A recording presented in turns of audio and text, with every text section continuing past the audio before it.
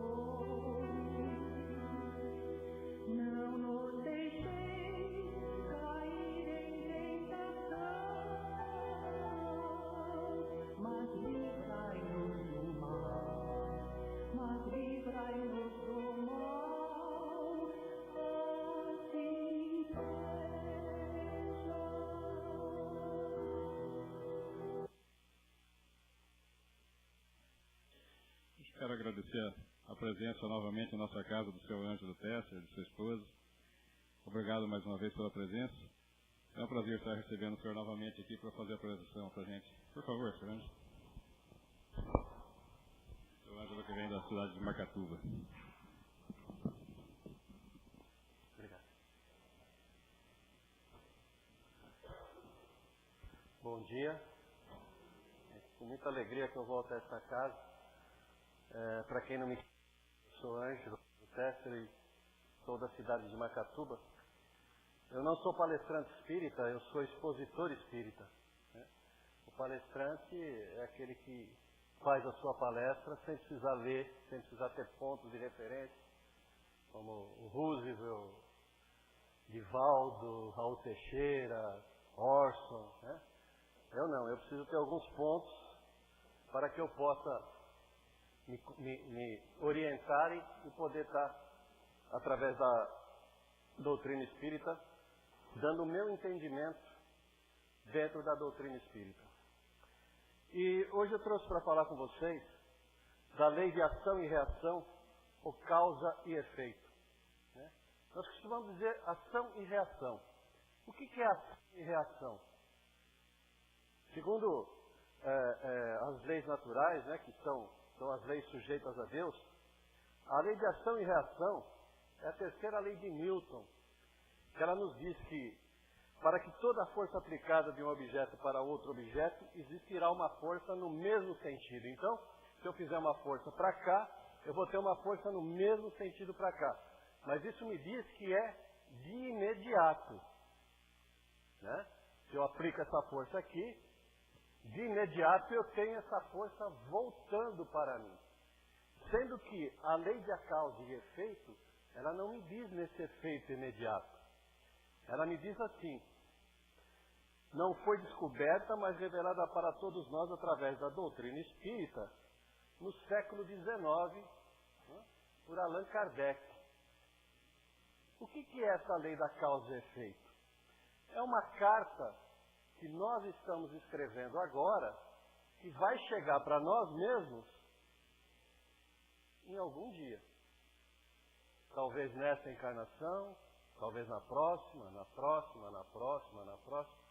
E essa carta que nós estamos lendo hoje, foi carta que nós escrevemos, não sei se foi na encarnação anterior, se foi na próxima, ou se foi, são trechinhos de cada carta que eu escrevi em outras encarnações. Estou conseguindo me fazer entender? Então tudo que nós temos agora é aquilo que nós fizemos no passado. Tudo que nós temos as consequências, como Kardec nos diz aqui, né, causas anteriores das nossas aflições, né? É lá que nós temos que buscar. Mas infelizmente a gente questiona Deus. Né? Sempre questionando Deus. Por que comigo? Ué, porque eu escrevi para mim, eu vou receber a carta. Não tem jeito. Ela está endereçada a mim. Não é por que comigo, é para que comigo. Para que isso está acontecendo comigo?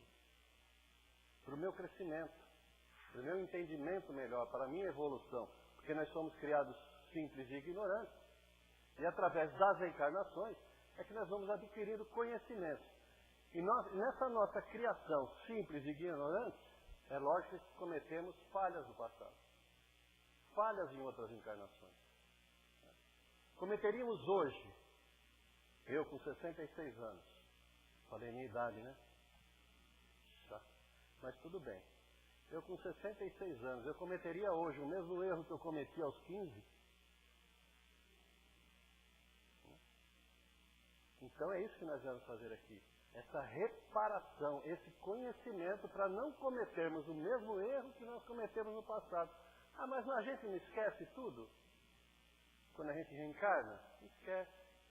Mas quando devemos fazer alguma coisa, tem sempre aquele anjinho bom aqui do lado falando, olha, não faz assim. O que é isso? São lembranças do que nós já fizemos lá atrás, para nós fazermos melhor hoje. Kardec, no capítulo 8 do Evangelho segundo o Espiritismo, no Bem-aventurados os puros de coração, nos explica sobre a lei de causa e efeito, que ele diz assim, quando uma aflição não é consequência dos atos desta vida presente, deve-se buscar a causa numa vida anterior. Então, quando eu não tenho conhecimento, mas por que eu estou passando por isso? Eu não estou entendendo. Eu faço tudo certinho. Eu vou ao centro, eu tomo passe, eu ponho minha garrafinha de água purificada ali para purificar minha água. Eu faço o evangelho no lar. Aliás, quem faz o evangelho no lar? O evangelho no lar. Né? Eu faço o evangelho, mas por que eu estou passando por isso? Como assim? Não estou entendendo. Deus está me castigando? Não. Deus não castiga ninguém. Né? Aliás, Deus é soberanamente bom e justo. Soberanamente bom e justo. Ele não faz nada para nos prejudicar. Quem te prejudica a nós, somos nós mesmos. Nós é que partimos dessa premissa que Deus colocou aquilo para me mostrar alguma coisa. Né? Não costumamos dizer isso? Quando alguma coisa de ruim acontece, Deus está querendo me mostrar alguma coisa. Não, Ele já nos mostrou e a gente não viu. Né? Tudo aquilo que se dá o nome de capricho da sorte, não é mais que efeito da justiça de Deus. Então Ele, por sua bondade, Ele nos dá a reencarnação. Para que através da reencarnação nós possamos nos purificar, crescer cada vez mais, adquirir conhecimentos. Quando Jesus disse, quem matou pela espada padecerá, o que Ele está querendo nos dizer com isso? É nessas entrelinhas que nós temos que buscar os entendimentos, né? Ou seja, a criatura sempre sofre as consequências pelas faltas cometidas. Não tem jeito. Se a gente pegar o Evangelho, o livro dos Espíritos, o livro terceiro, lá no livro terceiro, onde ele vai falar das leis divinas, e a gente vai começar a perceber quais são essas leis divinas. O que ela pode trazer de bom para nós, para o nosso entendimento. Então quer dizer que se eu matei no passado, alguém vai me matar agora? Necessariamente não. Quem já leu o livro Os Dois Mundos de Getúlio?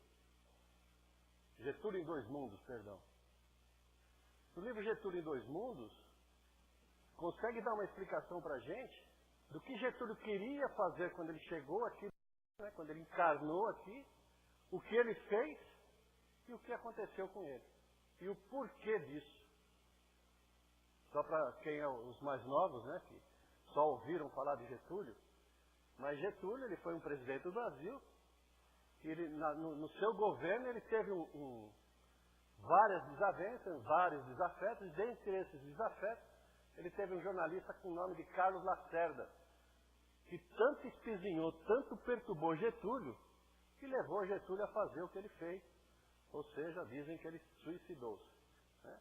E quando Getúlio desencarna, que ele vai para a espiritualidade, isso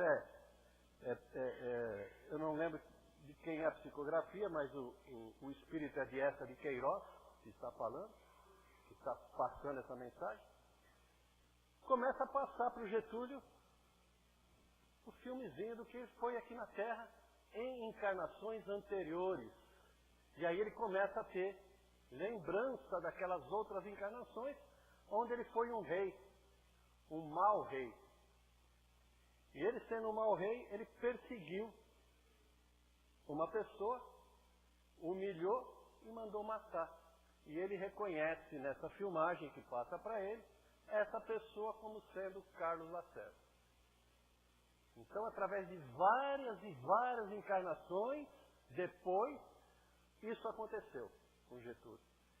Então, muitas vezes, aquilo que nós estamos passando hoje não é de encarnação anterior, mas pode ter sido de uma outra distante desta, mais distante ainda desta, né?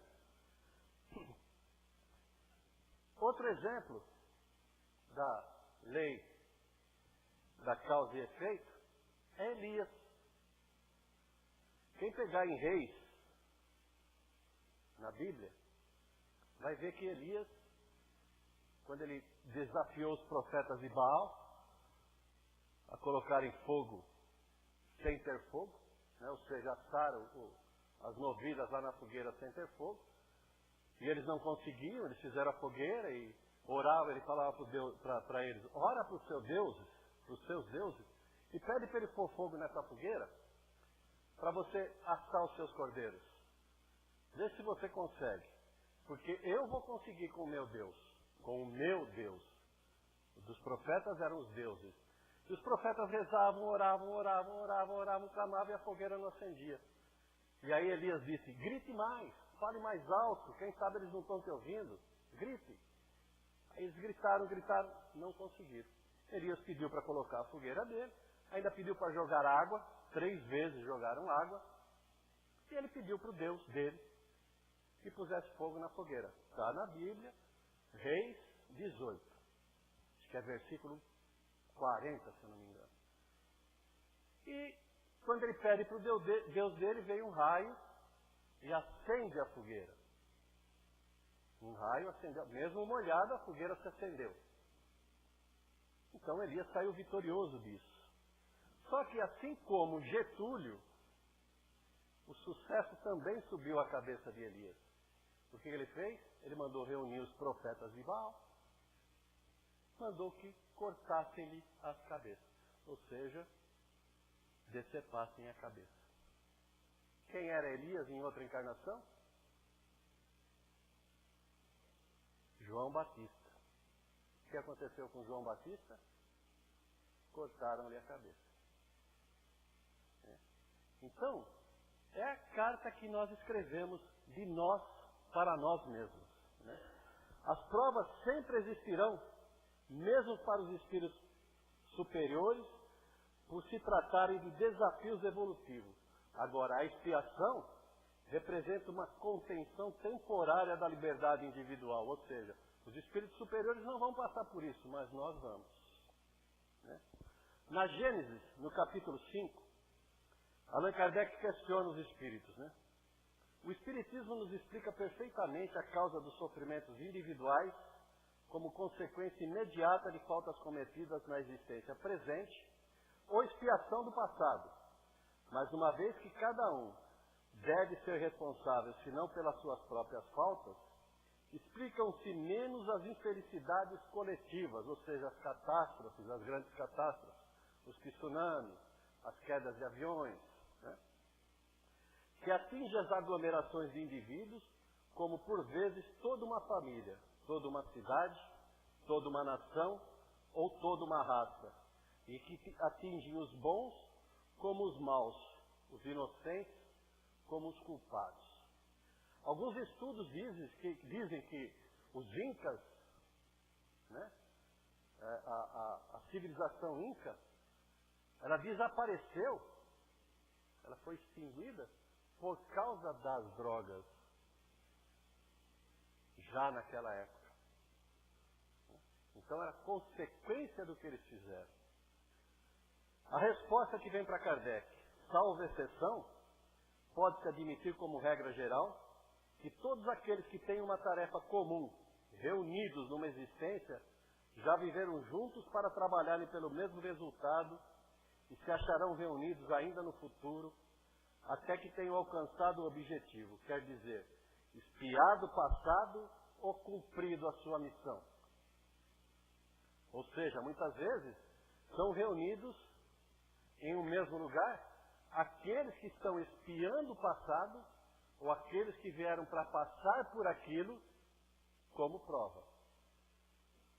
Né? Como ele pediu para vir aqui e fazer aquilo. Então não é só expiação que acontece. Mas uma vez retornando, aqueles que são da década de 50 para trás vão se lembrar, dos 50 para frente, só se for na internet agora e vai achar, né? Mas de 50 para trás, o incêndio no Gran Circo norte-americano, em Niterói, em 1961, onde vieram desencarnar cerca de 500 pessoas. Então o jornal ele trazia assim, né? Quando ocorreu um incêndio no Gran Circo norte-americano, em Niterói, no dia 17 de dezembro de 1961, 3.000 pessoas estavam na plateia.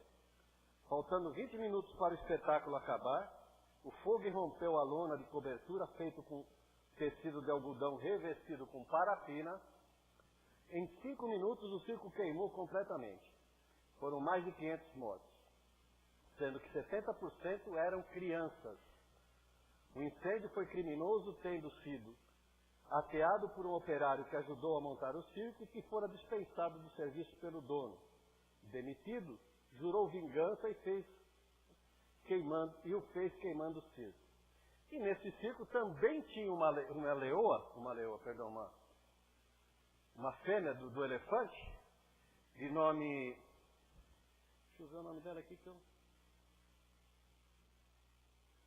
Semba, que ela estava amarrada no meio do picadeiro, e ela com o fogo, ela se apavorou, saiu e pisoteou alguns.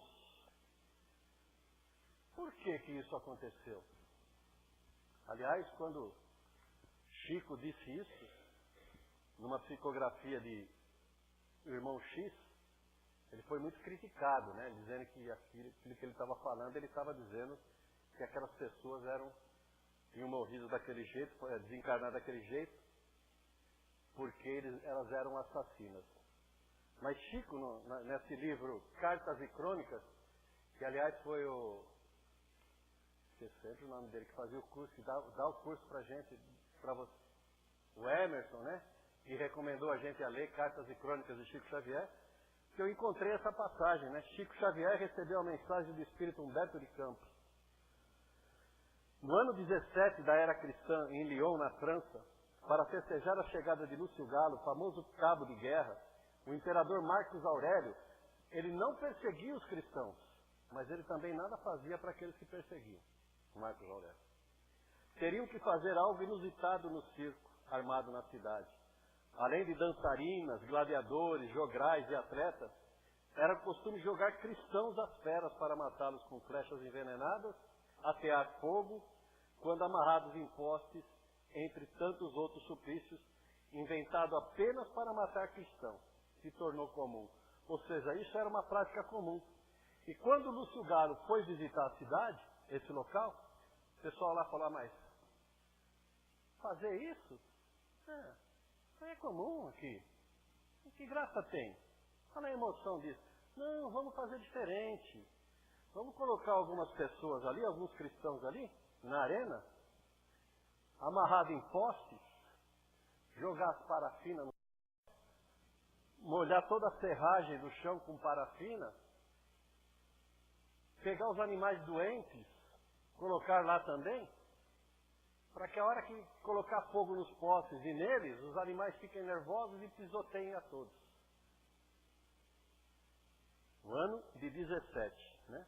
Ou seja, poucos minutos os cristãos morriam queimados ou pisateados pelo cavalo. No finalzinho dessa passagem lá no livro Cartas e Crônicas, quase 18 séculos passaram sobre o tenebroso acontecimento. Entretanto, a justiça da lei, através da reencarnação, reuniu todos os responsáveis que em diversas posições de idade física se aproximaram de novo para a dolorosa expiação no dia 17 de dezembro de 1961, na cidade brasileira de Niterói, Rio de Janeiro, em comovedora tragédia num circo. Então eles foram reunidos novamente, 18 séculos depois. Nesses 18 séculos eles nunca mais encarnaram? Encarnaram. Eles vieram encarnar, mas ali chegou o momento. Chegou a hora da nossa prestação de conta. Né? Então quando a gente diz, aqui se faz, aqui se paga, não está totalmente errado. Por quê? É aqui que nós vamos expiar, porque nós estamos no mundo de expiação e provas, ainda. Em breve seremos um mundo de regeneração, mas por enquanto estamos no mundo de expiação e provas. É por isso que nós temos que ter a mensagem de Francisco de Assis, quando ele nos diz, eu achei isso muito profundo quando eu li, pregai o Evangelho, se precisar, fale. Olha como é profundo. Pregai o Evangelho. Se precisar, fale. Ou seja, vivencie o Evangelho. Faça o Evangelho. Se você não está se fazendo entender pelas suas ações, pelo seu modo de agir, fale sobre o Evangelho. Mas primeiro, vivencie. Como é que se conhece o bom espírita? Pelas suas ações. E são essas ações que nós devemos ter agora, para que num futuro, né, numa outra encarnação, a gente possa colher os frutos bons que aqui plantamos. Porque a colheita, a semeadura é livre, mas a nossa colheita é certa. Eu não vou colher banana se eu plantar laranja. Não vou conseguir. Então, tudo que a gente fizer nesta encarnação, nós devemos fazer com amor, com vontade, com dedicação. Porque, olha só, eu vi ali que vocês têm um cartazinho do Dalai Lama, e coincidentemente eu trouxe algo aqui do Dalai Lama, no livro chamado Sabe as Palavras de Dalai Lama, ele diz assim, ó, qualquer situação individual ou mundial provém do encadeamento de causas e condições geradas pelos seres humanos de existência em existência, de encarnação em encarnação. Né? O maior de nós temos que resgatar porque nós somos ainda devedores. Todos nós somos devedores. Como eu disse aqui, até o espírito superior ele não tem expiação, mas ele tem as provas. Então, se todos nós devemos buscar pagar essa dívida, para não aumentar. Né? Como é que a gente paga um carnê? Suaves prestações mensais. E as dívidas nossas, espirituais, como é que nós pagamos? Em suaves encarnações, olha. Então essa nossa encarnação aqui é suave. Ela não é pesada.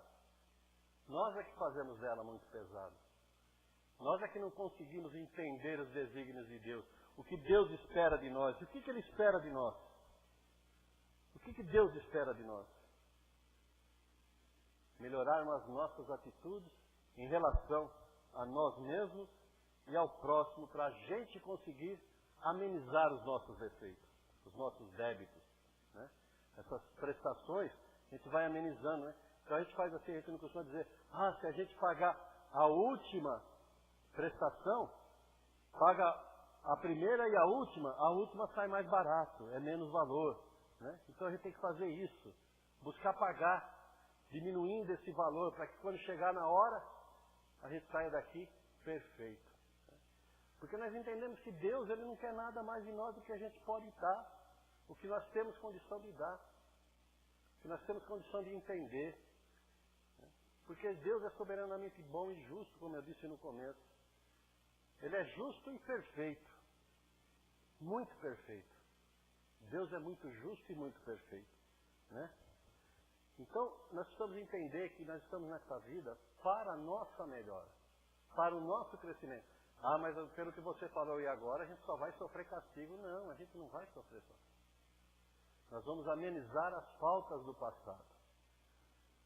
Nós vamos diminuir essas faltas nossas no passado, para que numa próxima encarnação a gente consiga melhorar. Né? Eu falei para vocês da outra vez, eu não lembro, das tâmaras, né? Das tâmaras. Quem planta tâmaras não colhe tâmaras, porque ela leva 80 anos para brotar, para começar a frutificar. Então, se a gente pensar desse jeito, nunca vamos plantar tâmaras. Porque nunca vamos colher. Mas nós temos que ter essa paciência de esperar a nossa melhora. Nós temos que, não podemos fazer que nem o carpinteiro, que era um ótimo carpinteiro, e ele fazia casas de madeira com uma perfeição incrível, uma perfeição muito grande. E um dia ele resolveu parar de trabalhar. Aí ele falou para a esposa, vou parar de trabalhar. Ela falou, se você acha que deve, ele falou, devo, eu estou cansado, vou parar de trabalhar. Falou com o patrão, vou parar de trabalhar. O patrão falou, rapaz, mas você ainda tem muito para produzir, você é novo. Não, eu vou parar, já deu meu tempo, não quero mais trabalhar. O patrão disse a ele, então tá bom. Vou te dar uma última casa para você fazer. Faça essa casa. Terminando, você está livre do trabalho. E assim que aconteceu. Só que esse ótimo carpinteiro, como era a última casa, ele começou a fazê-la de qualquer jeito. Colocar os pregos de qualquer maneira, telhado torto, paredes desalinhadas, as portas mal colocadas, janelas mal instaladas, piso muito ruim, para quê? Para ir mais rápido, terminar mais rápido, para ele poder parar de trabalhar. Quando ele terminou a casa, que ele fechou a porta, pegou a chave da casa e deu para o patrão, falou, está aqui a sua casa, agora eu vou parar de trabalhar. O patrão falou, não, espera aí um pouquinho, tem mais uma coisa. Ele falou, não tem mais nada não. Está aqui a casa, vamos embora. O patrão falou, não, essa casa é para você. Então, é isso que nós temos que fazer. Em todos os momentos da nossa vida, temos que amar como se a gente nunca tivesse amado. Dançar como se ninguém estivesse nos olhando. Né? E amar a Deus sempre. Sempre amar a Deus. E entender a Deus, não questionar Deus. Não devemos nunca questionar Deus. Infelizmente a gente questiona Deus. Porque a lei da causa e o efeito, ela é justa. Ela não vem nem um tanto a mais, nem um tanto a menos daquilo que nós merecemos. Da outra vez eu falei do chinês lá da fazenda dos cavalos, e aqui hoje, logo que a gente chegou, passou de um velho da cachoeira, né, que lhe roubaram o cavalo, que sumiu o cavalo, e é mais ou menos isso aí. Pelo bem ou pelo mal, nós só temos o que nós merecemos. Sempre. Se for pelo bem ou se for pelo mal. Só teremos aquilo que nós merecemos. Agradeço a todos por terem me emprestado os ouvidos, né? E espero que eu tenha conseguido alcançar o objetivo, ou que seja o entendimento de vocês, nosso, né? Para essa doutrina maravilhosa que é a doutrina dos Espíritos, ou seja, os ensinamentos dos Espíritos, traduzidos por Allan Kardec, que nos deixou as 5 obras, né? O Evangelho segundo o Espiritismo, o Livro dos Espíritos, a Gênesis, me lembre mais, Livro dos Médiuns, Céu e Inferno, né? E tem também uma 6ª, né, que são obras póstumas, que é interessantíssimo a gente ler para o nosso aprendizado. Que a paz de nosso Senhor Jesus esteja no coração de cada um de nós.